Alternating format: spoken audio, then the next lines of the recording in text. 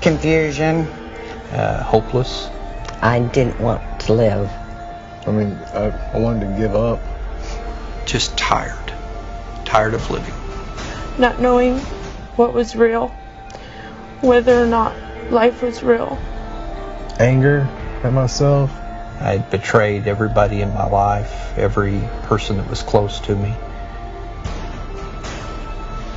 I hit bottom. My name is Teresa Miller, and I am recovering from childhood sexual abuse as a teenager, promiscuity, and all that came with that.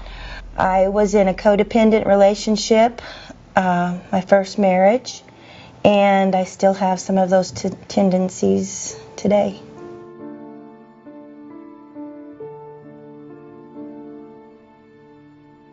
I felt sort of alone and that I was going to be judged. I felt like I was going to just have to pull myself up by my bootstraps and make it on my own. It was hopeless, and I can even say suicidal at times, or suicidal.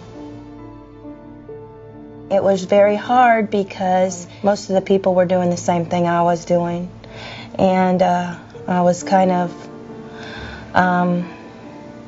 ridiculed at times, and a pastor showed up at a hospital when my son Gabe was 11 months old, and the light bulb went off, and I knew I needed to stop drinking and doing drugs, because I didn't care about my life, but didn't want God have to get my attention by taking my son's. And he was very sick, and it was because of, neglect. At one time in my life, I was willing to, just drive a car off the road. I was in such turmoil, and I thought that the only way out would be to just end it all.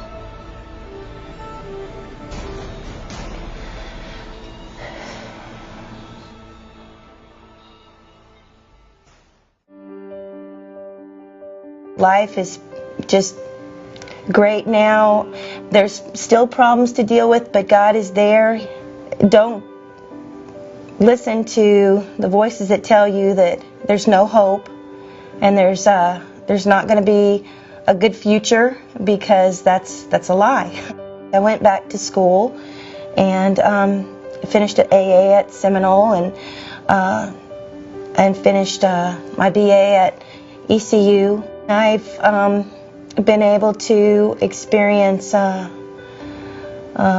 marriage the way it's supposed to be in my marriage now, and with my children,